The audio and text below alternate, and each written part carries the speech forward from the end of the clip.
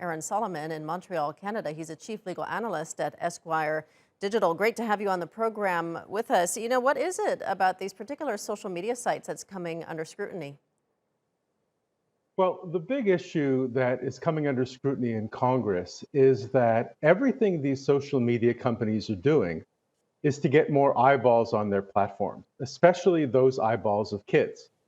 So when some of these social media companies say that content on our platform is fine for kids 13 and up, what happened today is a congressperson said, well, we actually set up an account for a 13-year-old. And the kind of things that we were seeing were absolutely not appropriate for a 13-year-old to see. So there's a big disconnect between what the social media companies are saying and what may be the reality for most parents trying to decide if and when their child should be on social media. So, how do these algorithms work on these social media channels so that children are being exposed to particularly harmful content? And how hard is it for companies to simply change that? Well, the second part of the question first, it's not hard for companies to control their own algorithms. The problems are that these algorithms are tied into everything these companies do. They're tied into their revenue, they're tied into engagement, they're tied into what becomes viral. And when something becomes viral on these platforms, which of course it's very difficult to predict what will, it can have tens, if not hundreds of millions of views. And that essentially for these social media companies is the bread and butter. So, yes, it would be relatively simple for the companies to change it. But what you're asking the companies to do is to change their business model and balance it off against the social good. Yeah, and as you said, these social media companies, of course, they're businesses, they're just trying to get more users. How much responsibility should they take for the impact on children?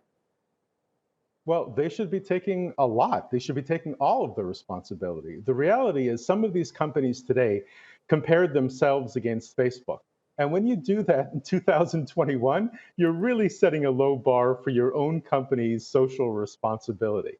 The reality for anybody watching this is that parents are going to be the ones who are ultimately responsible for deciding at what age their children should be on social media and what their children should be exposed to. So people have an opportunity to essentially vote with their feet here. You can walk away from social media companies that are providing your young people the content that you feel they shouldn't be exposed to.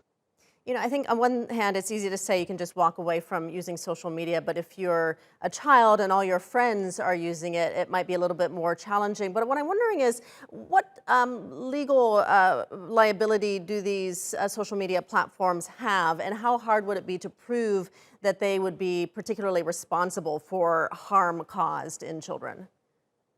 That's a great question. There's absolutely causation between the kind of harm that children are exposed to. You mentioned diet. There's a lot on these social media that talk about self harm and even give children ways that they can harm themselves. So, in a court of law where causation can be shown between the harm that anybody has, whether it's a minor child or not, and the impact that these media companies have, then there's the possibility for a lawsuit. One thing that's very interesting is that one way that parents try to control what their children see are through these devices that control content. There was a University of Michigan study in 2021 that showed that 32% of American parents have already reported that their kids have found ways around parental controls. So there has to be more responsibility taken by these companies. All right, great stuff. Aaron Solomon, thank you so much.